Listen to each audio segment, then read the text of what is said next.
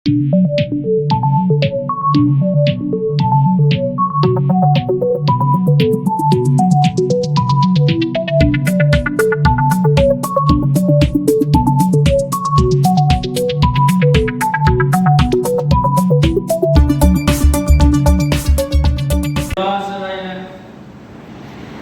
నివాసైన దేవునికి స్తోత్రాలు. మీ అందరికీ వందనాలు.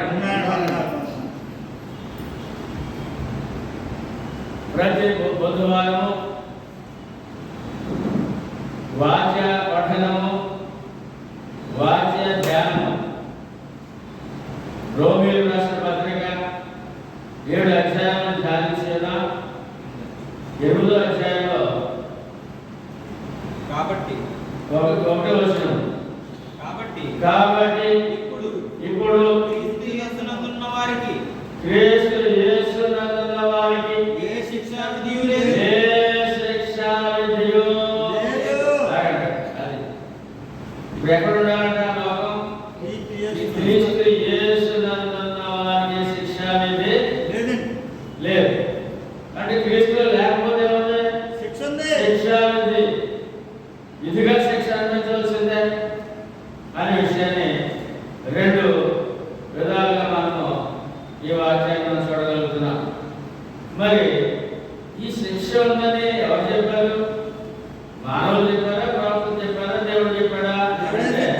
యేసుక్రీస్తు ప్రభు చెప్పారు. మార్క్స్ సువార్త 16:15-16లో సర్వ సృష్టికి సువార్త ప్రకటించుడి, నమ్మి బాప్తిస్మము పొందినవాడు రక్షించబడును, నమ్మని వానికి శిక్ష విధింపబడును. క్రీస్తు యేసులో ఉంటే శిక్ష లేదని, రక్షణని. క్రీస్తులో లేకపోతే, సువార్తకు లోబడకపోతే, బాప్తిస్మం పొందకపోతే ఆ యొక్క శిక్ష తప్పదని, సువార్త ప్రకారం బాప్తిస్మం పొందిన వారు ఆ యొక్క శిక్ష తప్పించిన రక్షణ పొందుతారని, ఆత్మ రక్షణ పొందుతారని చాలా స్పష్టంగా ప్రభువారు ఆజ్ఞాపించిన సువార్త అనగా మొట్టమొదటిగా యేసుక్రీస్తు నా పాపముల నిమిత్తము మృతి పొంది సమాధి చేయబడి లేఖన ప్రకారం 3వ దినమున లేపబడెను. అనగా మరణాన్ని జయించి మృత్యుంజయుడు అయినాడని ఖచ్చితంగా ప్రతి మానవుడు తెలుసుకోవాల్సిన అవసరత ఉంది. అంటే ఆ సువార్త వినాలి. ఎలా తెలుస్తుంది? వినకుండా విశ్వాసము వినాలి, సువార్త వినాలి, సువార్త నమ్మాలి, సువార్త నమ్మాలి, మారు మనసు పొందాలి. మారు మనసు అంటే మతం మార్పు కాదండి, మనసు మార్పు పొందాలి. యేసు దేవుని కుమారుని క్రీస్తుని ఒప్పుకోవాలి, యేసు ప్రభువుని ఒప్పుకోవాలి, నేను పాపినని ఒప్పుకోవాలి. పాప క్షమాపణ కొరకు క్రీస్తులోనికి బాప్తిస్మము పొందిన వారు క్రీస్తు యేసునందు ఉన్నవారు, క్రీస్తు యేసునందు శిక్ష తప్పించుకున్నవారు. గలతీ పత్రిక 3:27లో క్రీస్తులోనికి బాప్తిస్మం పొందిన మీరందరూ క్రీస్తుని ధరించుకొని ఉన్నారు. గలతీ 3:27 క్రీస్తు యేసులోనికి బాప్తిస్మం పొందిన అందరూ క్రీస్తుని ధరించుకొని ఉన్నారు. క్రీస్తుని ధరించుకోవడం అంటే మరి ప్రభువుని కాదు. ప్రభువు నమ్మి బాప్తిస్మం పొందడం అంటే, క్రీస్తులోనికి బాప్తిస్మం పొందడం అంటే క్రీస్తు సంఘములోనికి, అనగా మత్తయి సువార్త 16:18లో మరియు నువ్వు పేతురువు, ఈ బండ మీద నా సంఘమును కట్టుదును, పాతాళలోక ద్వారము దాని ఎదుట ఆయన సంఘములోనికి, క్రీస్తులోనికి అంటే ఆయన సంఘంలో బాప్తిస్మము జరగాలని, ఆ భూమి మీద ఆయన సంఘం కట్టారని, ఆ సంఘంలో ఉన్నావా? ఉంటే క్రీస్తు యేసునందున్నావు అనే విషయాన్ని చాలా స్పష్టంగా తెలియజేస్తున్నారు. ఇంకా ఇంకా ఈ సంఘం ఎలా వచ్చిందని అంటే అపోస్తలుల కార్యములు 20:28లో దేవుడు తన స్వరక్తం ఇచ్చి సంపాదించిన తన సంఘమును కాయుటకు. ఇక్కడ సంఘం ఎలా వచ్చిందంటే దేవుడు అంటే ప్రభువు తన స్వరక్తం ఇచ్చి సంపాదించిన మానవుల పాపపై రాజ్యమై క్రీస్తు శిలువలో చివరి రక్తపట్టు వరకు చెందించి రక్తములో కొనబడిన వారు ఆయన సొత్తు. వారే క్రీస్తు యేసునందున్న వారు. వారు శిక్షావిధి లేనివారు అనే విషయాన్ని మనకి ఇక్కడ తెలియజేయాలి. ఏంటి శిక్ష అని అంటే శరీరంగా ఆత్మగా ఆ విషయాలు యేసుప్రభు వారు చక్కని రీతిలో ఆయన బోధించి గ్రంథస్థులు చేసి మనకి ఇచ్చారు. లోకా సువార్త 16వ అధ్యాయము 22-25 వరకు. లోకా సువార్త 16వ అధ్యాయము చదవండి. బైబిల్ ఏమను చదవగలరు. లోకా సువార్త 16:22. ఇక్కడ ఇద్దరు కనపడతారండి, లాజరు ధనవంతుడు కనపడినప్పుడు వారిని గురించి ఎవరు బోధించారు? యేసు ప్రభువే బోధించారు. ఎవరు బోధించారండి? లాజరు ధనవంతుడి గురించి ఎవరు బోధించారు? యేసు ప్రభు వారే బోధించారు. ఆ దరిద్రుడు చనిపోయి లాజరు ఎవరండి? ధనవంతుడు దరిద్రుడు ఇద్దరు చూపిస్తున్నాడు యేసు ప్రభు వారు. ఇద్దరు గురించి బోధ చేస్తున్నారు యేసు ప్రభు వారు. ఆ దరిద్రుడు చనిపోయి దేవదూతల చేత అబ్రహాము రొమ్మున ఆనుకొనుటకు కొనుకోబడెను. ధనవంతుడు కూడా చనిపోయి పాతిపెట్టబడెను. అప్పుడు అతడు పాతాళంలో బాధపడుచు కన్నులెత్తి దూరము నుండి అబ్రహామును తన రొమ్మున ఆనుకొని ఉన్న లాజరును చూచి తండ్రివైన అబ్రహామా నా యందు కనికరపడి తన వేలికలను నీళ్ళలో ముంచి నా నాలుకను చల్లార్చుటకు లాజరు పాపము నేను ఈ అగ్ని జ్వాలలలో యాతన పడుచున్నానని. శిక్ష ఏంటంటే ఇప్పుడు అగ్ని జ్వాల కన్ను మూసిన వెంటనే ఈ మనుషుడు ఈ పాపి అగ్ని జ్వాలకి వెళ్ళిపోతాడనే శిక్ష. క్రీస్తు యేసులో ఉంటే ఆ శిక్ష తప్పించుకుంటాడు. అందుకు అబ్రహాము కుమారుడా నీవు నీ జీవిత కాలమందు నీకిష్టమైనట్టు సుఖము అనుభవించింది. అలాగనే లాజరు కష్టము అనుభవించినని జ్ఞాపకం చేసుకొనుము. ఇప్పుడైతే వాడు ఇక్కడ నెమ్మది పొందుతున్నాడు, నీవు యాతన పడుతున్నావు. ఇద్దరు చూపిస్తున్నాడండి యేసు ప్రభు వారు. ఇద్దరు తెలియజేస్తారండి. ఒకటి లాజరు ఆత్మ నెమ్మది పొందుతున్నాడు, విశ్రాంతి పొందుతున్నాడు. రెండవ వాడు ధనవంతుడు స్వేచ్ఛా జీవితము. ఏం జీవితం? స్వేచ్ఛా జీవితము. నీ జీవితాన్ని జ్ఞాపకం చేసుకో. ఇక్కడ చరిత్ర ఉంది అంటాడు ఆయన అబ్రహాము. ఇక్కడ చరిత్ర ఉంది, నీ జీవిత చరిత్ర ఉంది. ఇక్కడ స్వేచ్ఛా జీవితం అంటే నువ్వు యాతన పడుతున్నావు అంటే ఇప్పుడు మానవుడు చనిపోయే వెంటనే అగ్ని జ్వాలని యాతన తప్పించుకోవాలంటే క్రీస్తు యేసునందు ఉండాలి. ఎందుకంటే అతను యాతన పడుతున్నాడు. లాజరు నెమ్మది పొందుతున్నాడు. క్రీస్తు యేసునందు ఉన్నవాడు నెమ్మది పొందుతున్నాడు, విశ్రాంతి పొందుతున్నాడు.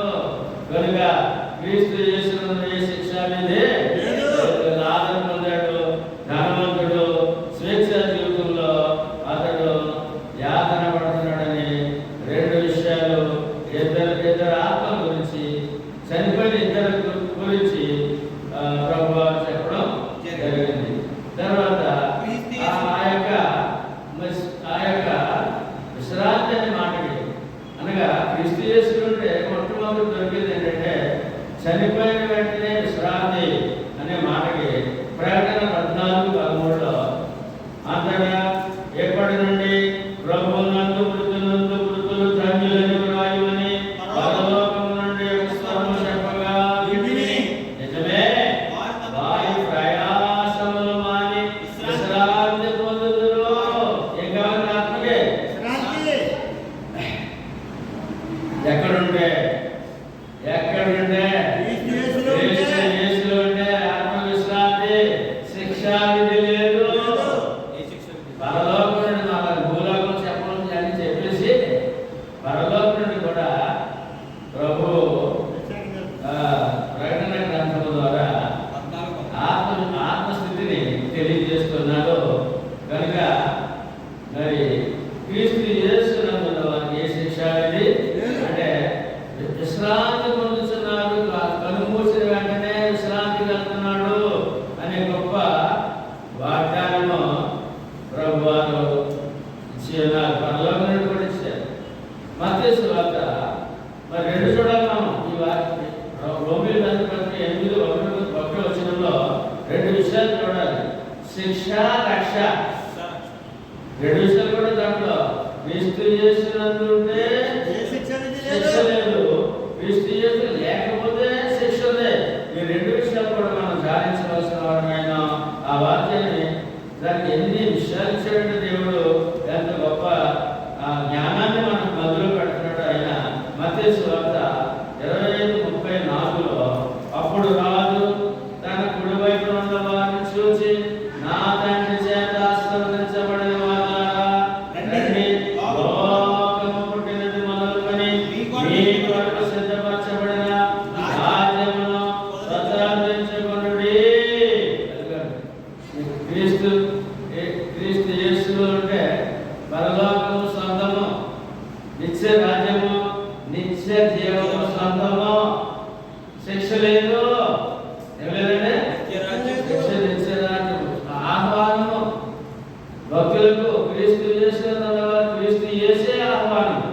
రండి, ఆశీర్వదించబడిన వారారా, లోకం పుట్టినది మొదలుకొని మీ కొరకు సిద్ధపరిచిన రాజ్యములో, నిత్య రాజ్యములో, నిత్య నివాసములో, నిత్య జీవములో స్వతంత్రించుకోండి.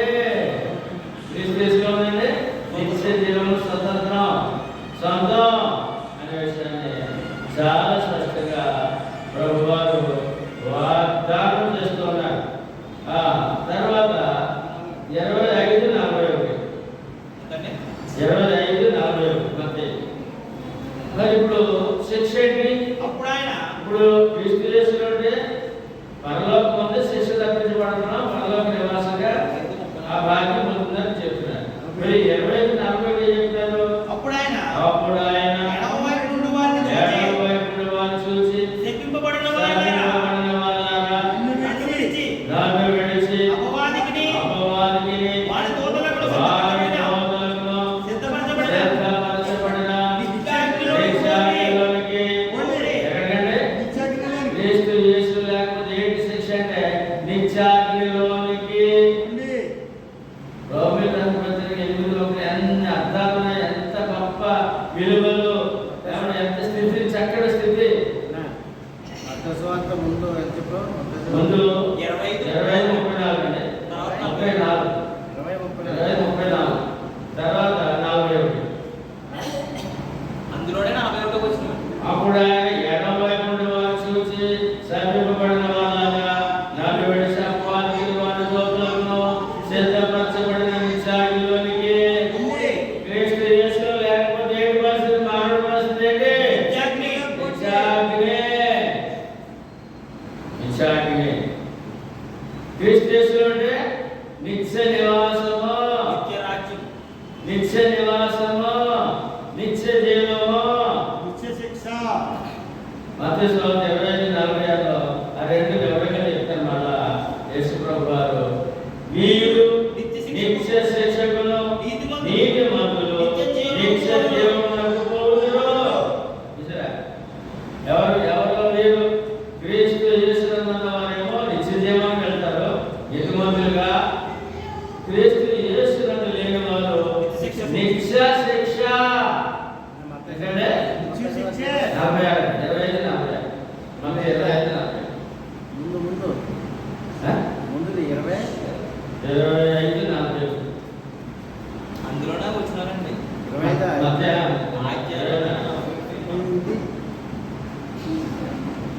చూడండి, ఇప్పుడు క్రీస్తు యేసునంటే నీతిమంతులు స్థానం అంటండి. నిత్య జీవమునకు వారసులు అంటండి. నిత్య జీవం పోతాయి, వెళ్ళిపోతాయి. నిత్య జీవానికి వెళ్తారు. క్రీస్తు యేసులో లేదనుకోండి, నిత్య శిక్ష. ఒక రోజు కాదు, 2 రోజులు కాదు, నిత్య శిక్ష. ఎంత క్రీస్తు యేసులో ఉండడం నీకు నాకు ఎంత అవసరం మానవుడా, ఓ సహోదరు సహోదరుడా అని హెచ్చరించవలసిన అవసరత ఉంది. ఏమండి? ప్రకటన 21:3-4 శిక్ష, ఏ శిక్ష విధి లేదంటే క్రీస్తు యేసులో ఎంత చక్కని స్థలాన్ని, చక్కటి వాగ్దానం చేస్తున్నారు ప్రభువా. చూద్దాం. 21 ప్రకటన 21:3-4 అప్పుడు ఇదిగో ఇదిగో దేవుని నివాసము మనుషులతో కూడా ఉన్నది. ఆయన వారితో కాపురముండును. వారు ఆయన ప్రజలయ్యుందురు. క్రీస్తు యేసులో ఉంటే ఏమండి, ఈ లోకం విడిచినారు. ఎవరితో కాపురమంటే ఆత్మకే దేవునితోనే కాపురముండును. వారు ఆయన ప్రజలయ్యుందురు. దేవుడు తానే వారి దేవుడై ఉండి వారికి తోడై ఉండును. ఆయన వారి కన్నులు ప్రతి భాష బిందువులో తుడిచివేయును. మరణమైగలేదు, ఉండదు, దుఃఖమైనను, ఏడ్పైనను, వేదైనను ఇక ఉండదు. మొదటి సంగతులు గతించిపోయినని సింహాసనములో నుండి వచ్చిన గొప్ప స్వరము చెప్పుట. ఏ లేదంటే పర్లోకంలో ఏదంటే ఏడుపు లేదంట, నొప్పు లేదంట, దుఃఖం లేదంట, వ్యాధి లేదంట, బాధ లేదంట, ఆకలి లేదంట. ఎటువంటి స్థానాన్ని ఏర్పాటు చేశారంటే క్రీస్తు యేసులో.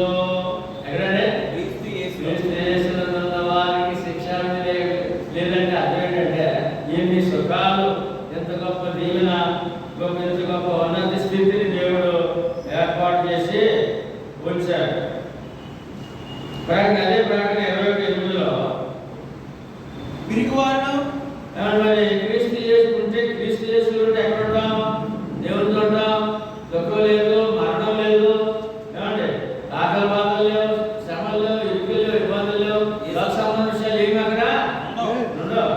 మరి కాకపోతే మరి క్రీస్తు యేసు లేకపోతే పరిస్థితి ఏంటంటే 21 పిరికి వారును, అవిశ్వాసులను, అసహ్యులను, నరహంతకులను, వ్యభిచారులను, మాంత్రికులను,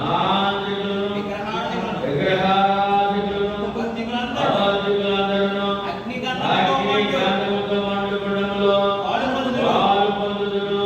ఇది రెండవ. పరలోకంలో ఏం లేదంట? మరణము, ఆత్మకి మరణం లేదు, శిక్ష లేదంట.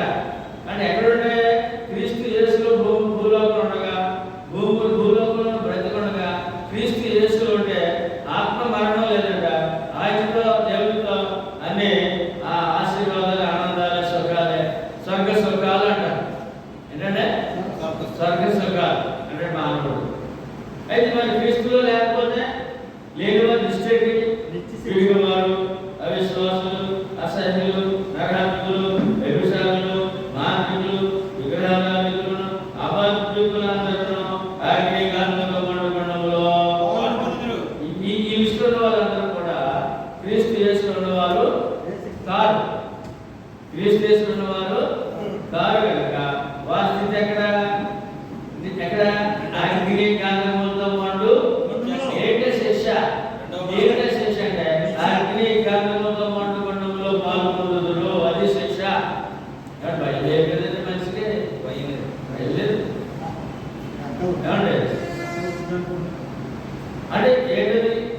యేసు లేకపోతే శిక్ష ఏ శిక్ష లేదు. అర్థం ఏంటంటే అంటే శిక్ష ఉంది క్రీస్తు లేకపోతే, క్రీస్తు యేసులో ఉంటే శిక్ష లేదు. ఏ శిక్ష లేదు? అగ్ని గంధంతో మండు గుండమా లేదా శిక్ష. సంతోషం.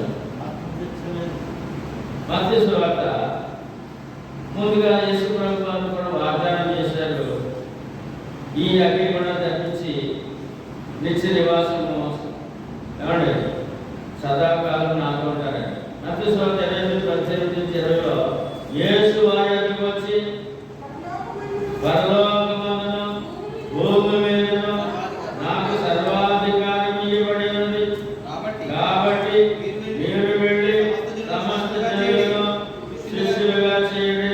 తండ్రి యొక్కయు కుమారుని యొక్కయు పరిశుద్ధాత్మ యొక్కయు నామములోనికి వారికి బాప్తిస్మం ఇచ్చుచు నేను మీకు ఏ సంగతులను ఆజ్ఞాపించుదునో వాటన్నిటినీ కైకొనవలెనని వారికి బోధించుడి. ఇదిగో నేను యేసు ప్రభువు మరి సర్వలోకానికి ఆహ్వానం పంపిస్తారు. మరణాన్ని జయించిన తర్వాత మృత్యుని జయించిన తర్వాత శిష్యులుగా ఆజ్ఞాపిస్తారు, సమస్త జనులను శిష్యులుగా చేయండి. ఎంతమంది? దోషమంటారు. కులం ఉందా? లేదండి. కులం ఉందా? లేదండి. మతం ఉందా? లేదండి. ఫలానా దేశం ఉందా? లేదండి. ఫలానా భాష ఉందా? లేదండి. లేదు. అందరికీ అందరూ కబురు, అందరికీ ఆహ్వానము సువార్త ప్రకటించండి. ఏమండి? శిష్యులుగా చేయండి. ఎలా ఉంటారో తెలియదు కదా, శిష్యులకే తెలియదు. ఆయన ఏమో ఆజ్ఞాపించారంటే తండ్రి యొక్క కుమారుని యొక్క పరిశుద్ధాత్మని నామములో వారికి బాప్తిస్మం ఇవ్వండి. ఏంటంటే బాప్తిస్మం ఇవ్వండి. అప్పుడు వారు ఏ సంగతులు శిష్యులు అవుతారు. ఏమవుతారు? ప్రభు అవుతారు, గురువు అవుతారు. ఆ గురువు గారు ఆజ్ఞలను పాటించాలి. నేను ఏ సంగతులు మీకు ఆజ్ఞాపించుదునో వాటన్నిటిని కైకొనే వారికి బోధించండి. ఇలాగా బాప్తిస్మం పొంది నాకు శిష్యులుగా, నేను గురువుగా నా ఆజ్ఞని పాటిస్తే ఏమంటే లోకంలో బ్రతుకున్నంత కాలము నీకు తోడు. బాప్తిస్మం ద్వారానే క్రీస్తు యేసునందు నీవు నేను ఉండగలము. అప్పుడు శరీరానికి కూడా వాగ్దానమే, శారీరక కూడా, కుటుంబానికి కూడా వాగ్దానమే. ఏమని? జీవిత కాలం మీకు తోడుగా ఉంటాను. ఉంటాను. రెండవది సదాకాలము. ఏంటంటే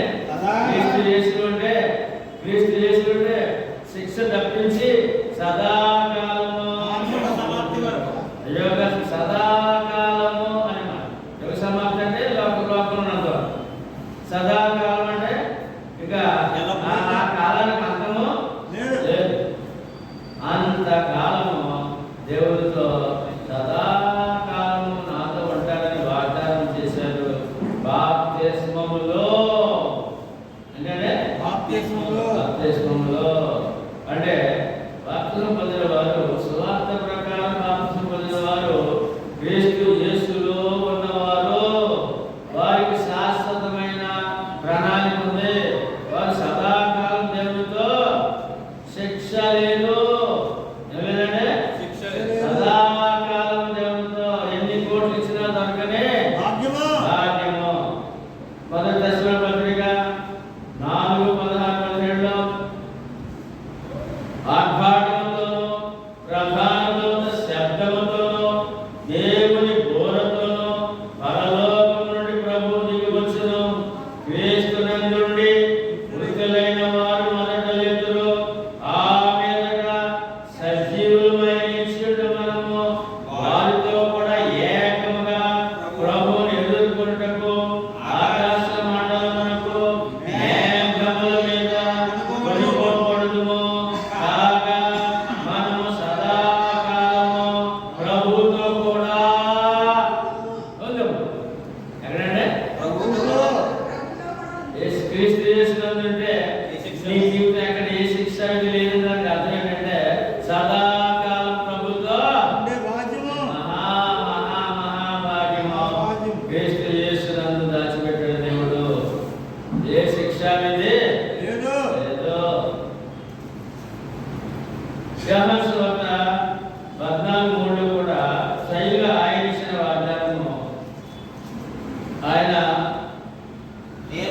శరీరాన్ని పంపించిన వాగ్దానము, నేను వెళ్ళి మీకు స్థలము మీకు సిద్ధపరచునగా, స్థలము సిద్ధపరిచిన యెడల నేనుండు స్థలములో నేనుండు స్థలములో మీరు ఉండులాగున మీరు ఉండులాగున మరలా వచ్చి ఆయనతోడుటకు మిమ్మల్ని తీసుకొని పోవుదును.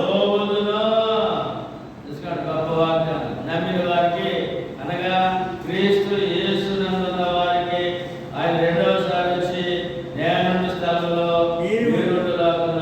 ఆయన ఉండే స్థలం ఎక్కడండి? ఆయన ఉండే స్థలం ఎక్కడండి? ఆయన ఎక్కడున్నారు ఇప్పుడు? మరి నీకు నాకు స్థలం ఎక్కడ? ఎక్కడండి? క్రీస్తు యేసులో ఉంటే ఎక్కడండి? క్రీస్తు యేసునందున్న వారికి ఏంటంటే నేనుండు స్థలం మీరును ఉండులాగున మరలా వచ్చి ఆయనతోటి మిమ్ములను తీసుకెళ్ళిపోవును. ఎంత గొప్ప వాగ్దానము ప్రభు శిష్యులకు అనగా బాప్తిసం పొందిన వారికి ఇప్పుడు వారము ఏంటంటే దేవుడిచ్చిన వారము పొందరా? అపోస్తలుల కార్యములు 4:12 మరి ఎవరి వలన రక్షణ కలుగును? ఈ నామముననే మనము రక్షణ పొందవలెను గాని ఆకాశము క్రింద మనుషులలో ఇయ్యబడిన మరి ఏ నామమున రక్షణ పొందలేమో. సరే, క్రీస్తు యేసులో ఏముంది? ఏ నామములో లేని రక్షణ ఆకాశము క్రింద మనుషులలో ఇయ్యబడిన ఏ నామములో పాప క్షమాపణ ఆత్మరక్షణ లేదు. ఎన్ని నామాలు ఉన్నాయి ఆకాశం క్రింద? 33 కోట్ల 33 లక్షల 33 వేల 33 వందల 33 ఇన్ని నామాలు ఉన్నాయి. ఏ నామమున ఈ వ్యక్తికి రక్షణ లేదు. రక్షణ లేకపోతే శిక్ష. నమ్మి బాప్తిసం పొందిన వాడు రక్షింపబడును. నమ్మని వారికి శిక్ష. క్రీస్తు యేసునందున్న వారికి ఏ శిక్ష విధి లేదు. ఇప్పుడు లోకానికి యేసు ప్రభు అవసరమా? మరి అవసరం లేదు, నాకు అక్కర్లేదు అన్నారు కదా. అంటే నేను శిక్ష వెళ్ళిపోతాను, నాకు శిక్ష కావాలి, రక్షణ వద్దు, నాకు రక్షణ వద్దని వారి డైరెక్ట్గా తెలియజేస్తానని ఇక్కడ మనం చాలా స్పష్టంగా తెలుసుకోవాల్సిన అవసరత ఉంది. అందుకే సువార్త ప్రకటించాల్సిన బాధ్యత సంఘం మీద దేవుడు పెట్టించాడు. సువార్త ప్రకటన, సత్య ప్రకటన సంఘం మీద ఈ బాధ్యత ఉన్నది. క్రీస్తు సంఘం మీద సువార్త ప్రకటించే అనగా సత్యం ప్రకటించే భాగ్యము ఆ యొక్క పని సంఘానికి అప్పగించాడు. చూద్దాం, మొదటి తిమోతి పత్రిక 3వ అధ్యాయము. లోకానికి ఏమండి శిక్షా విధి లేకుండా చేయాలంటే ఏమండి మొదటి తిమోతి పత్రిక 3వ అధ్యాయము 15వ వచనంలో దేవుని మందిరములో అనగా దేవుని సంఘములో ఎక్కడ ఉండాలి? ఎక్కడుంటే క్రీస్తు యేసునందున్న లెక్క. దేవుని సంఘములో అనగా క్రీస్తు సంఘములో ఉంటే కానీ క్రీస్తు యేసునందున్నవాడు కాడు. దేవుని సంఘములో అనగా దేవుని సంఘములో దేవుని మందిరములో అనగా దేవుని సంఘములో జనులు ఎలాగ ప్రవర్తించవలెనో ఆ సంగతి నీకు తెలియజేయాలని ఈ సంగతులు నీకు రాయిస్తున్నాను. ఆ సంఘము సత్యమునకు స్థానములో ఏమండి క్రీస్తు యేసులో అనగా సంఘములో ఏమనంటే ఏ శిక్ష అనేది లేదు. ఇప్పుడు సంఘం కావాలి, నామం కావాలి, సంఘం కావాలి. ఆ ప్రకారం వచ్చిన వారు క్రీస్తు యేసునందున్న వారు, శిక్ష తప్పించుకున్న వారు. అట్టి బాధ్యత దొరికిందా? కాపాడుకుందామా? ఏమండి ఒక్క వచనంలో ఎన్ని సంగతులు దాచిపెట్టాడు చూడండి. రక్ష, శిక్ష ఏంటంటే ఆత్మరక్షణ, ఆత్మశిక్ష. ఈ రెండు విషయాలు జోడించి ఆ మొదటి వచనంలో ఇన్ని గొప్ప సంగతులు దాచిపెట్టి వ్రాతరూపంగా పరిశుద్ధ గ్రంథంలో మనకి ఇచ్చిన గొప్ప సంగతులు, ఒక వచనానికి మనం ఇచ్చే సంగతులు, ఆయన ఇచ్చిన వాగ్దానాలు మనం చూసాం. రెండవ వచనంలో క్రీస్తు యేసునందు జీవమునిచ్చు ఆత్మ యొక్క నియమము పాప మరణముల నియమము నుండి నన్ను విడిపించెను. ఎట్లనగా ధర్మశాస్త్రము దేనిని చేయజాలకపోయెనో దాన్ని దేవుడు చేసెను. ఇప్పుడు క్రీస్తు యేసులో ఏం పోయిందంటే పాప మరణముల నియమము నుండి పాప మరణాలు పోయినాయి, విడిపించెను. పాపం పోయింది, అంటే పాపం పోయింది, పాప క్షమాపణ దొరికింది, ఆత్మరక్షణ దొరికింది, పాప మరణముల విముక్తి వచ్చింది. పాపం ద్వారా మరణం, పాపం ద్వారా ఈ పాప మరణం విముక్తి వచ్చింది క్రీస్తు యేసులో అనే గొప్ప సంగతిని రెండవ వచనంగా ఇస్తున్నారు. మొదటి పేతురు 5:10 తన నిత్య మహిమకు క్రీస్తునందు మిమ్మల్ని పిలిచిన సర్వకృపానియందు విజయకు దేవుడు కొంచెం కాలము మీరు శ్రమపడిన పిమ్మట తానే మిమ్మల్ని పూర్ణులుగా చేసి స్థిరపరిచి బలపరచులో. క్రీస్తు యేసులో ఎక్కడికి ఆహ్వానం అండి? క్రీస్తు మొదటి పేతురు 5:10 తన నిత్య మహిమకు క్రీస్తునందు క్రీస్తునందు పిలిచిన ఎక్కడ పిలుస్తున్నాడంటే నిత్య మహిమకు. నిత్యము దేవుని మహిమలో రుచి ఉండాలి, జీవించాలని, ఆనందం ఉండాలని ఒక పిలుపు వచ్చిందంట. ఏంటా పిలుపు? సువార్త. ఏంటంటే సువార్త లేకుండా నిత్య మహిమకు నువ్వు వెళ్ళే అవకాశము, సువార్త లేకుండా క్రీస్తు యేసునందు అవకాశము లేదు.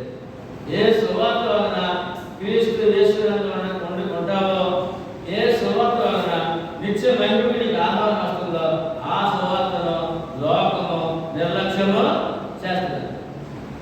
సంఘము అనుక్షణము సువార్త ప్రకటించబోతులై ఉన్నారు. ఎందుకంటే ఆయన సువార్త ద్వారా తన నిత్య మహిమకు ఆహ్వానం పలుకుతున్నాడు. నిత్యము మహిమలో జీవించే దేవుడు అది మానవుడికి ఇవ్వాలని, ఎవరికి ఇవ్వాలంటే మానవుడికి ఇవ్వాలని ఆయన ఆహ్వానం పలుకుతున్నాడు. పిలుపు ఏంటంటే పిలిచిన సర్వకృపాని దేవుడు. ఎవరినైనా మానవుల పట్ల సర్వకృపానిధి, సర్వ లోకం మీద తన కృపను కుమరించే దేవుడు ఆయన పిలుపులో ఉంది. ఆ కృప కొంచెం కాలం మొదటి పేతురు 5 అందులో 12 వస్తుంది. పేతురు 5:12 మిమ్మల్ని హెచ్చించుచు ఇదియే దేవుని సత్యమైన కృపని సాక్ష్యము చెప్పుచు ఏంటంటే క్రీస్తు యేసునందు ఉండడమట. ఇదియే సత్యమైన కృప. అబద్ధగాడు కృప పొందాడు ఆ వ్యక్తి, దైవ కృప పొందాడు. ఎక్కడుంటే క్రీస్తు యేసునందు ఉంటే దైవ కృప పొందాడు. మిమ్మల్ని హెచ్చరించుచు ఇది ఏ దేవుని సత్యమైన కృపని సాక్ష్యము చెప్పుచు సంక్షేపంగా వ్రాసి మీకు నమ్మకమైన సహోదరుడిని నేనిచ్చిన సిల్వాను చేత దీనిని పంపుచున్నాను. ఈ సత్య కృపలో సత్య కృపలో క్రీస్తు యేసునందు ఉండడం అంటే సత్య కృపలో. ఎన్ని కోట్లు ఇచ్చినా దొరకని సత్య కృపలో. లోకమంది అబద్ధంలో ఉంది, కృపలో లేదు. సత్యంలో కృప ఉంది, సత్య కృపలో దొరికిందండి. నీలకడగా అని సత్య కృప ఎలా ఉండాలంటే నిలకడగా ఉండాలి. వెనక్కి తగ్గాల, విశాల మార్గం అడుగు పెట్టాలా, విశాల మార్గం వెళ్ళాలా, వెనక్కి వెళ్ళాలా, నిలకడగా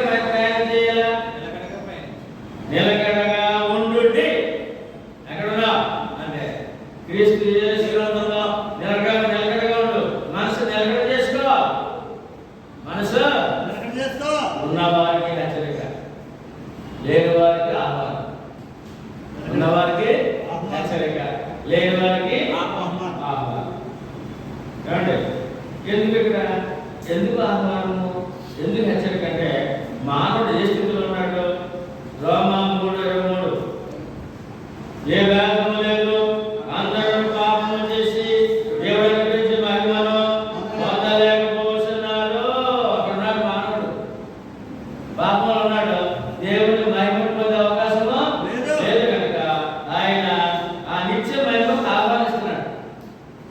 సువార్త ద్వారా ఆ నిత్య మహిమకు మహిమ లేనివాడు, మహిమ పొందనోడు, దేవుని మహిమకు పాత్రుడు కానివాడు, అపాత్రుడైన మానవుడిని దేవుడు తన సువార్త ద్వారా నిత్య మహిమకు పిలుస్తున్నాడు.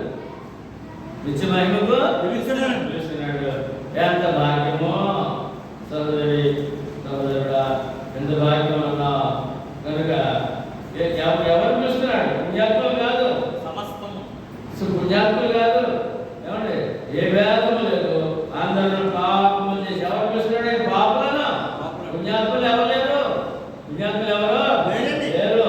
క్రీస్తు రక్తంలో కడగబడే వరకు ఏ మనుషుడు పుణ్యాత్ముడు నీతిమంతుడు కాడు.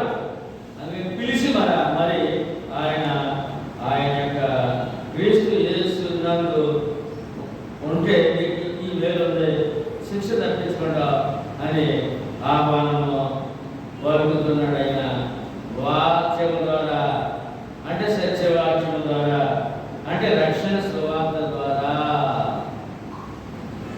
మొదటి ఇప్పుడు మనము రోమా 3:4 వెళ్తాం. చూడండి, ఒక్కొక్క వచనానికి ఎన్ని సంగతులు ఆయన ఇస్తున్నాడో జతగా. రోమియోలు రాసిన పత్రిక 8:3-4 వచనాలు. శరీరము అనుసరింపక ఆత్మను అనుసరించి నడుచుకును మన యందు ధర్మశాస్త్ర సంబంధమైన నీతి విధి నెరవేర్చబడవలెనని పాప పరిహారము నిమిత్తము దేవుడు తన సొంత కుమారుని పాప శరీరాకారంతో పంపి ఆయన శరీరములో పాపమునకు శిక్ష విధించెను. చూసుకోండి, ఎందుకంటే దేని కొరకంట? దేని కొరకంట?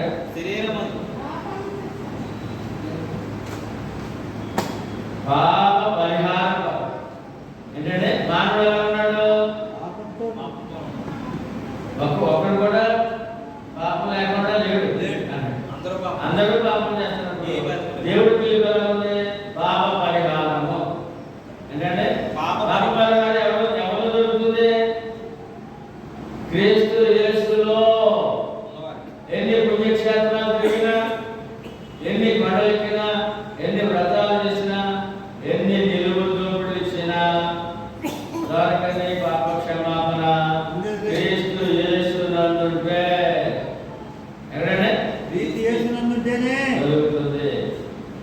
తిమోతి పత్రికలో మొదటి పత్రిక 1:15. తిమోతి మొదటి పత్రిక 1:15లో పాపులు రక్షించుటకు క్రీస్తు యేసు లోకమునకు వచ్చినను వాక్యము నమ్మదగినదియు పూర్ణాంగీకారమునకు యోగ్యమైనది. అట్టి వారిలో నేను ప్రధానుడను. పౌలు గారు ఈ పత్రిక శిష్యుడికి రాస్తూ యేసు ప్రభు లోకానికి ఎందుకు వచ్చారు అంటే పాపలను రక్షించుటకు. క్రీస్తు యేసు లోకమునకు. అసలు యేసు ప్రభు ఎందుకో, అసలు దేవుడు ఎందుకో, ఆ దేవుని భక్తి ఎందుకో మానవుడికి తెలుస్తుందంటే తెలియదు. యేసు ప్రభు ఎందుకు, దేవుడు ఎందుకు, ఆ దేవుడితో అవసరం ఏంటంటే పాపలను రక్షించుటకు. అంటే క్రీస్తు యేసు ఈ లోకంలో వచ్చాను. ఆ పాపని నువ్వు తెలుసుకుని ఆయన దగ్గర రక్షణ పొందితే క్రీస్తు యేసునందు వాడు అయి ఉండి శిక్ష తప్పించుకుంటావు. పౌలు గారు అంటారు, ధర్మశాస్త్ర కోవిదుడు, ధర్మశాస్త్ర పండితుడు, ధర్మశాస్త్ర ఉపాసకుడు, ధర్మశాస్త్రము హృదయం నిండా నింపుకున్నవాడు. రే పిల్లల దగ్గర కూర్చున్న వాక్యం ధర్మశాస్త్రం హృదయం నిండా ముద్ర వేస్తున్నటువంటి పౌలు గారు అంటున్నాడు, నేను క్రీస్తు యేసునందు నేను ఏమైనానంటే ఆయన ఎలాగే కొన్నాను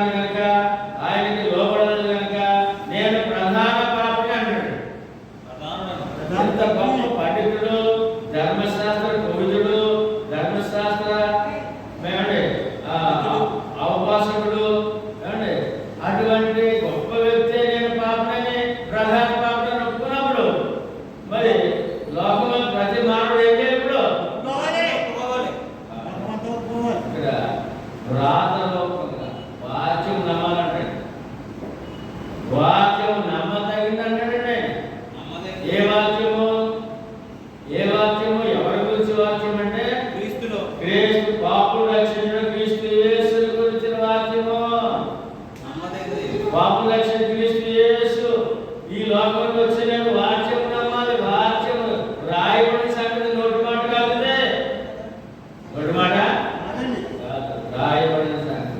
నేను ప్రధాన పాపని ఆయన ఒప్పుకున్నాడు. అప్పుడే ఏమండి పాపమునకు ఏం జరగాలి? పరిహారం. ఏం జరుగుతుందండి? పాపాలను ఒప్పుకొని ఆ పాప క్షమాపణ ప్రభు అయిన యేసుక్రీస్తు ఏమైతే ఆజ్ఞాపించారో, ఏ విధంగా ఆహ్వానిస్తున్నారో అవి అందుకని లోబడి వాక్యం పొందినట్లయితే పాప పరిహారము. అలా దేవుని దగ్గర పాపాన్ని ఒప్పుకోవాల్సిన అవసరత ప్రతి మానవుడికి ఉంది. ఎందుకంటే ఏ మానవుడు పుణ్యాత్ముడు కాదు, నీతిమంతుడు కాదు. చాలా జాగ్రత్తగా స్పష్టంగా ఏమండి. తర్వాత రోమియోలు రాసిన పత్రిక, మరి పత్రికలు కాదు 8:5-11 శరీరానుసారం శరీరానుసారము శరీర విషయముల మీద శరీరానుసారులు శరీర విషయముల మీద శరీర విషయం మీద మనసులంతులు ఆత్మానుసారులు ఆత్మ విషయం మీద మనసులంతులు శరీరానుసారము మనసు మరణం ఆత్మానుసారమైన మనసు జీవమును సమాధానమునై. ఇప్పుడు మానవుడు ఎలా ఉండాలంట? శరీరానుసారంగా ఆత్మానుసారంగా? ప్రభువు నమ్మినోడు ఎలా ఉండాలంట? శరీరానుసారంగా ఆత్మానుసారంగా? శరీరానుసారులు శరీరము విషయముల మీద మనసులు.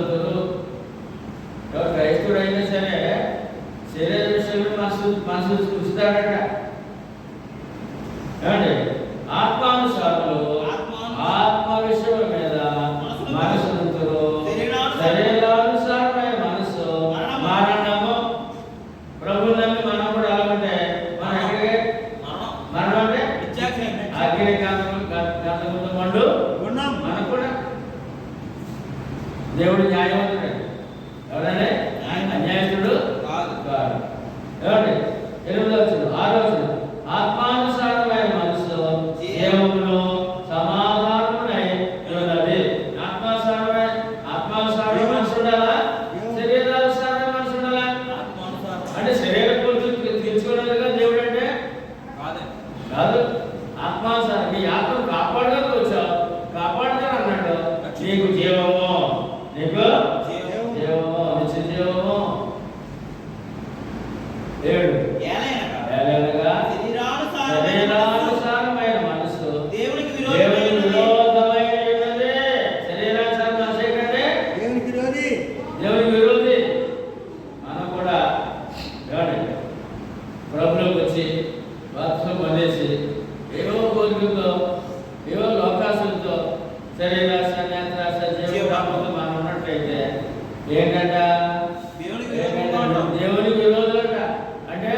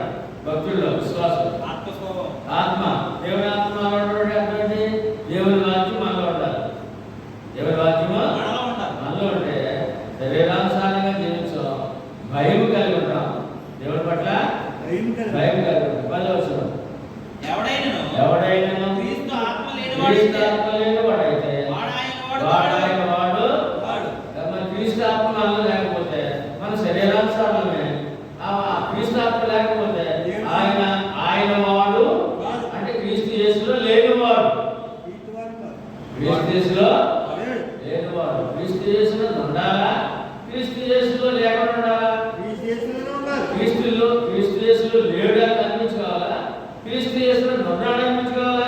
జ్ఞానాన్ని అనిపించుకోవాలి. మన ప్రయత్నం ఎలాగ సాగవలసిందే. 10వ వచనం.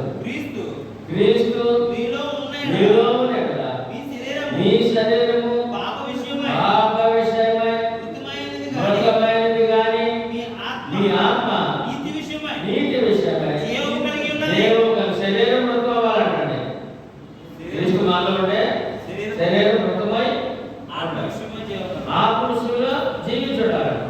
ఇప్పుడు క్రైస్తవుడు ఆత్మశులు జీవించుండాలా, శరీరశులు జీవించుండాలా? ఆత్మవిశ్వాసం జీవించాలి. ఇది మనకే అంటే శరీర క్రియ వలన మన ఆత్మను కాపాడుకునే అవకాశము లేదు. శరీర క్రియ వలన అంటే శరీరాన్ని సుఖాలు అనిపించాలని మనం చేసే ప్రయత్నాలు అన్నీ కూడా ఏమవుతాయంట? క్రీస్తు యేసు నుండి బయటికి గట్టి వేయబడతా ఉన్నాడు. క్రీస్తు యేసు ఉన్నవారు కాదట, క్రీస్తు యేసు నందు ఉన్నవారు కాదు. 11వ వచనం. మృతులలో మృతుల్లో నుండి యేసును యేసును లేపిన వాని లేపిన వాని ఆత్మ మీలో నివసించినట్లా మీలో నివసించిన యెడల మృతుల్లో నుండి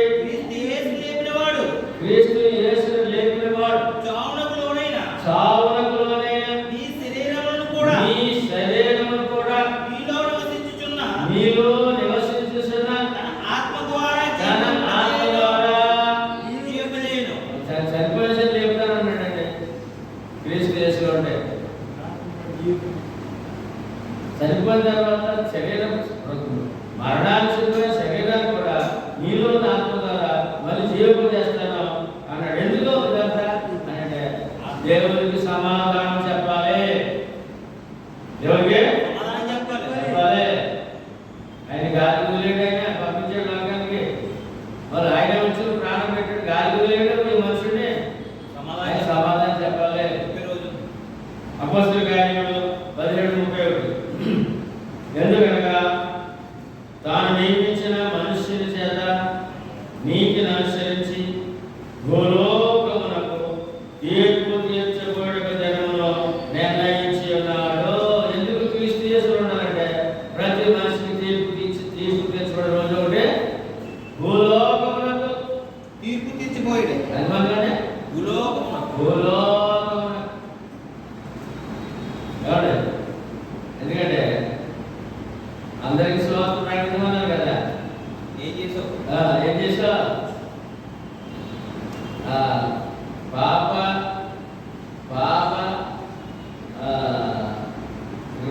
చక్కటి పాప పరిహారం పొందావా? పాప పరిహారం పొందావా? క్రీస్తు యేసునందు ఉన్నావా అని రోజు ఒకటి ఉంది. నిర్ణయించే రోజు. పాపగా ఉన్నావా? పాప పరిహారం పొందావా? కృష్ణ పాపగా ఉండి లోకంలో ఉన్నావా? పాప పరిహారం పొంది క్రీస్తు యేసులో ఉన్నావా? కృష్ణ సమాధానం ఆ మాట సమాధానం చెప్పాల్సిన అవసరం ఉంది. తిరిగి లేచిన మానవుడికి ఒక ముందుగానే ఒక సంగతి దేవుడు తన తెలియజేస్తున్నాడు. ఏంటంటే ఎందుకంటే దేవుడు సమాధానం చెప్పాలి. ఎందుకు ఇదంతా ఈ వాచం ఏంటి, గొడవ ఏంటి, వేసేయండి, పాపం ఏంటి, రక్షణ ఏంటి, సంఘం ఏంటి, ఆరాధన ఏంటి ప్రశ్నించుకుంటున్నావు కదా, నాకు కావాలొద్దా అని ప్రశ్నించుకుంటున్నావు కదా. ఎందుకు ఇదంతా అంటే తాను నియమించిన మనుషుల చేత నీతిని అనుసరించి, దేన్ని అనుసరించంటే నీతిని అనుసరించి భూలోకమునకు తీర్పు తీర్చబోయేది యోగ దినమును నిర్ణయించున్నాడు. ఒక రోజు జడ్జిమెంట్ డే. అంటే జడ్జిమెంట్ డే ఒకటి ఏర్పాటు చేస్తున్నాడు. ఏమండి మరి ఎలాగైతే రుజువు ఎలాగంటే ఎలా బట్టి కాదు కదా. మళ్ళీ తీర్పు ఏంటండి? తీర్పు నిర్ణయించడం ఏంటంటే ఆయన సూచించాడట. మృతులలో నుండి ఆయన లేపినందున దీని నమ్ముటకు అందరికీ ఆధారం కలిగజేస్తున్నాడు.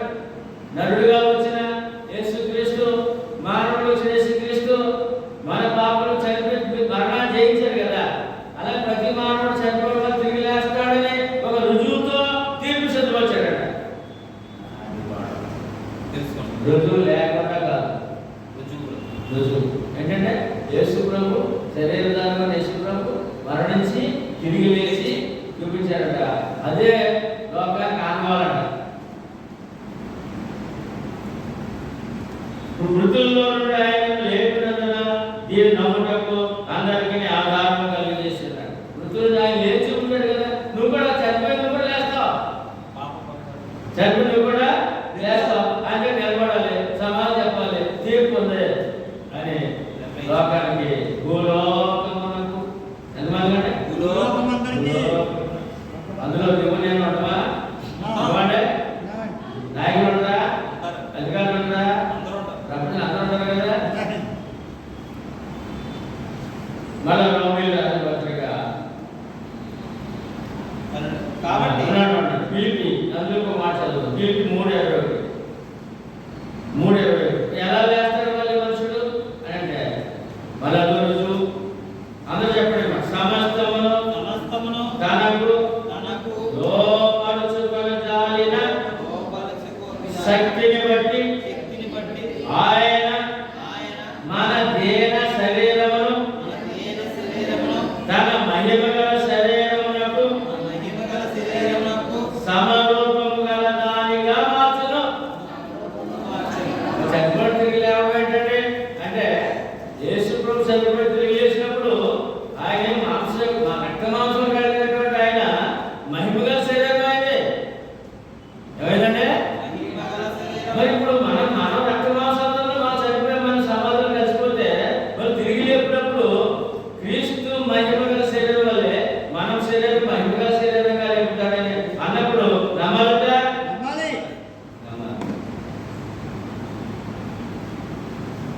మహిమగల సమరూపం కానీ యేసు ప్రభు సమాధి తిరిగి లేచినటువంటి శరీరం వచ్చారు బయటికి. అటువంటి సమాన శరీరంతో ఈ మానవుడు బయటికి వస్తాడు. అలా మహిమగల శరీరంతో ప్రభు దగ్గర నిలబడతాడు. అతను ముద్దాయి కన్నా అంటే క్రీస్తులో ఉన్నవాడు కన్నా క్రీస్తులో లేనివాడు కన్నా ఎలా నిలబడాలి? అక్కడ క్రీస్తులో ఉన్నవాడు మహిమగల శరీరంతో బయటకు వస్తాడంట. వచ్చిన తర్వాత ఆయన నిలబడతాడంట. క్రీస్తులో ఉన్నవాడుగా నిలబడాలా, క్రీస్తులో లేనివాడుగా నిలబడాలా? క్రీస్తునందు ఉన్నవాడుగా నిలబడితే శిక్షావిధి లేదు. ఏ శిక్ష విధి లేదు. క్రీస్తునందు ఉన్నవాడుగా లేనివాడుగా ఉంటే నిలబడితే శిక్షావిధికి లోనైపోవాల్సిందే. ఎంత క్లియర్గా ఇప్పుడు లోకానికి క్రీస్తు ప్రభువారు ఎంత అవసరమో ఎంత ఎంతో అవసరం. ఎంతో కనుక క్రీస్తు యేసునందు శిక్షావిధి లేదని మాటతోటి ఎంత గొప్ప వరాన్ని చెప్పిన దేవుడు చూద్దాం. రోమియోలు 8:12-17 వరకు. కాబట్టి సహోదరులారా శరీరానుసారముగా ప్రవర్తించుట ఏమ్మా? శరీరానుసారముగా ప్రవర్తించుట మనము శరీరములకు రుణస్థులము కాము. మనము ప్రభువులకు కూడా శరీరానుసార జీవితాలకు ఈ శరీరం రుణస్థుడు కాదు, నువ్వు ఆత్మ రుణస్థుడు. ఎందుకంటే ఆత్మకు ఈ ఆత్మ కాకుండా శరీరం మట్టి కలిసిపోతే మళ్ళీ మహిళ శరీరం తీసుకొని నిలబెట్టి రోజు ఉంటుంది. గొర్రెల్లోనా మేకల్లోనా? ఎక్కడంటే గొర్రెల్లోనా? కుడివైపునా ఎడమవైపునా? కుడివైపునా ఎడమవైపునా? గొర్రెలు కాదా మేకలు కాదా? దేవుని మాట విని వారు కదా వినని వారు కదా? క్రీస్తు యేసులో ఉన్నవారు కదా క్రీస్తు యేసులో లేని వారు కదా? ఎలా నిలబడతావు? క్లియర్గా పన్నెండు మాట. కాబట్టి సహోదరులారా శరీరానుసారముగా ప్రవర్తించడానికి మనం శరీరం రుణస్థులము కాము. మీరు రుణం తీర్చేసుకోవాలండి. అంటే ఏం తీర్చేసుకోవాలండి? రుణం తీర్చు. సుఖాలు అనుభవించి రుణం తీసేసుకోవాలి. జన్మ రుణం తీసేసుకోవాలని అనుకుంటే నువ్వు నేను చెట్టుకి వెళ్ళిపోవాల్సిందే. ఎలాగే చెట్టుకి చెట్టు అటువంటి నిత్యాకి గొండం. మీరు ఆ. శరీరానుసారంగా అసలు ప్రవర్తించుట అసలు అసలు ఎందుకు పుట్టావురా? సుఖాలు అనుభవించుకోవద్దంటే ఎవరండి? అది ఎందుకు పుట్టావురా?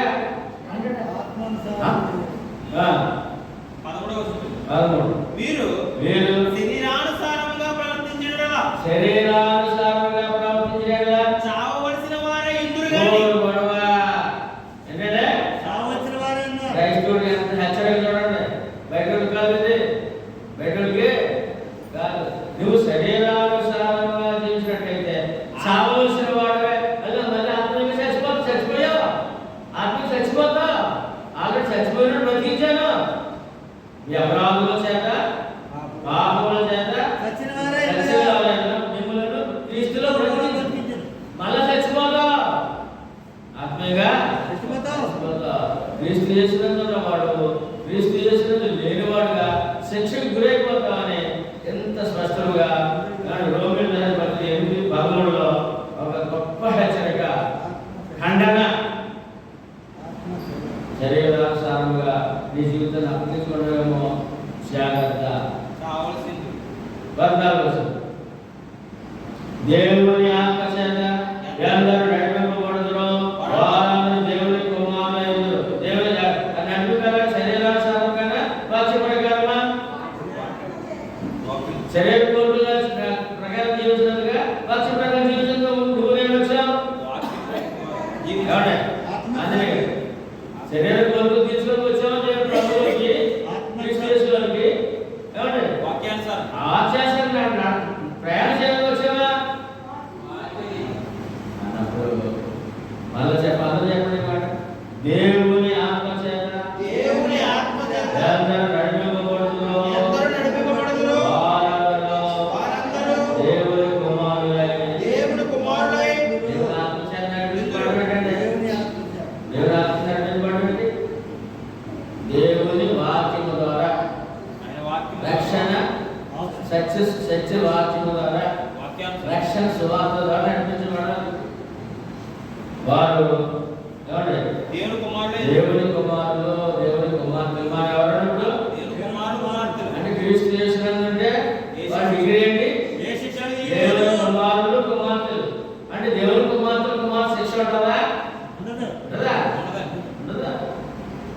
ఆ తర్వాత ఏలయనగా ఏలయనగా మరలా భయపడుటకు మరలా భయపడటకు మీరు దాస్యపు మీరు ఆత్మను దాస్యపాత్మను పొందలేదు కానీ కానీ దత్తపుత్రాత్మను దత్తపుత్రాత్మను పొందితిరి. పొందితిరి. ఆ ఆ ఆత్మ ఆత్మ కలిగిన వారమై మనము అబ్బా, అబ్బా తండ్రి తండ్రి అని మొరపెట్టుచున్నాము. మన ప్రార్థన ఏంటంటే ఎప్పుడు వాక్య ప్రకారం నడిచామో, ఎవరు ఆత్మచేత నడిపించబడ్డామో, దేవుణ్ణి ఏమని హక్కు వచ్చింది? దేవుని కుమార్తెలు కనుక దేవుణ్ణి తండ్రి నాయన అబ్బా తండ్రి. ఎవరినే? దేవుని. ఎవరు? తర్వాత మనము దేవుని పిల్లలమని దేవుని పిల్లలమని ఆత్మ తానే మన ఆత్మతో కూడా సాక్ష్యం ఇచ్చుచున్నాడు. సాక్షి సాక్ష్యం ఇచ్చుచున్నాడు. వాక్యం ఏం చెప్తుందంట? వాక్య ప్రకారం జీవించిన వాడు, తీసుకున్నవాడు మీరు దేవుని పిల్లలని చెప్తున్నాడు. ఏ పిల్లలు? ఎవరి పిల్లలంటే దేవుని పిల్లలు. మనం పిల్లలమైతే మానవ పిల్లలమైతే వారసులము. వారసులం. అంటే దేవుని వారసులం. ఎవరికి? దేవునికి. పరలోకానికి వారసులం, నిత్య జీవానికి వారసులం. నిత్య జీవానికి వారసులం. పరలోక ఆస్తికి, బంగారు పట్టణానికి వార్తలం. ఏ పట్టణం? బంగారు బంగారు పట్టణానికి వారసులం. కావాలంటే కావాలంటే క్రీస్తులో శిక్ష తప్పించి బంగారు శిక్షాలు ఎందుకు అర్థం ఏంటంటే ఏదో సింపుల్ గా ఉందేమో అక్కడ. బంగారు పట్టణానికి వారసులు, వార్తలు. దేవునికి కుమార్తెలుగా వారసులు. ఆ వారసత్వంలో నిత్యత్వానికి, ఏమంటే పరలోకానికి, ఆ బంగారు పట్టణానికి వారసులు. మనం పిల్లలమైతే వారసులము. వారసులము అనగా దేవుని వారసులము. అమ్మా? దేవుని దేవుని వారసులము. క్రీస్తుతో కూడా క్రీస్తుతో కూడా మహిమ పొందుటకు మహిమ పొందుటకు ఆయనతో శ్రమపడిన యెడల శ్రమ పడిన యెడల క్రీస్తు తోడి వారసులము. క్రీస్తుతోటి వారసులము. ఎవరితోడండి? క్రీస్తు ప్రభువు ఎక్కడ ఇప్పుడు? పరలోకములో తండ్రి కుడి పార్శ్వమున కూర్చోబెడదు. దర్శనాలను కూర్చున్నారండి. ఆయనతో వారసత్వం ఏంటి? మనం కూడా ఆయన దగ్గర పక్కన కూర్చుంటామట. ఆయనతో కూర్చున్నాడు. క్రీస్తుతోటి వారసులు. క్రీస్తు యేసునందు ఉన్న నీవు నేను క్రీస్తుతోటి వారసులు. ఆయన పరలోకానికి హక్కుదారుడు అన్నాడు. పరలోక ఆస్తికి యజమాని అన్నాడు. ఏమంటే నేను స్థలంలో మిమ్మల్ని కూడా తీసుకొని పెడతాను అన్నాడు. కనుక ఆయనతో సమాన వారసులంట. ఆయనతోటే సమాన వారసులు. క్రీస్తుతోటి వారసులు. ఎంత భాగ్యం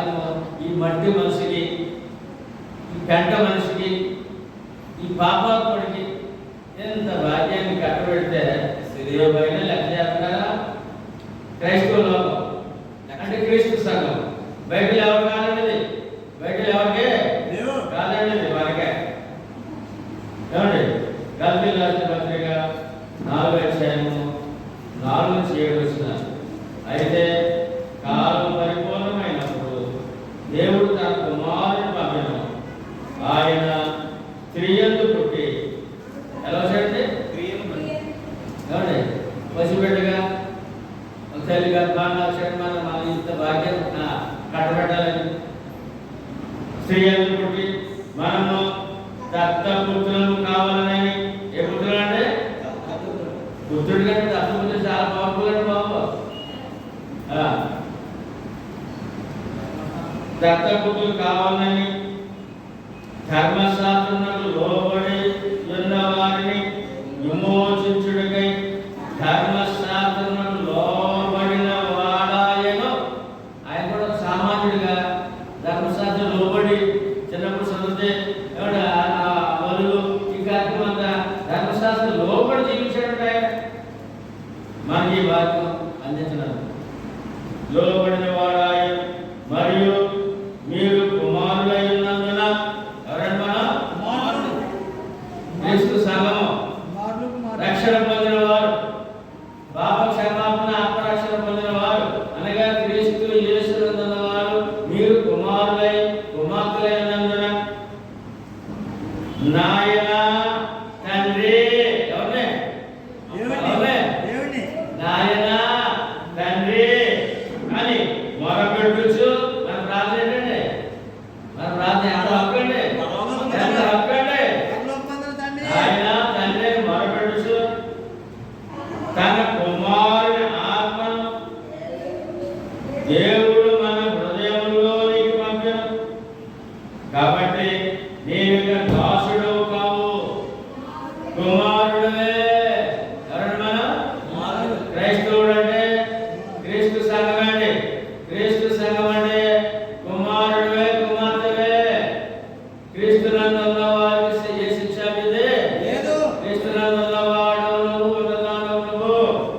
అందుకని కుమారుడివే. గల్తీ 4:4-7 ఏమండి?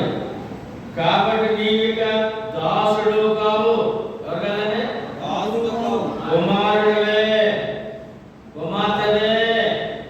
కుమారుడు అయితే దేవుడి ద్వారా వారసుడవే. పరలోకానికి, పరలోక ఆస్తికి, నిత్యత్వానికి క్రీస్తు యేసునందున్న వారికి ఏ శిక్ష అనేది లేదు. వారసత్వం అనుగ్రహించాడు కనుక మనం చాలా పాఠం ఉందని సగం పాఠం రేపు వచ్చి జాగ్రత్త మీ అందరికీ 18 నుంచి అక్కడ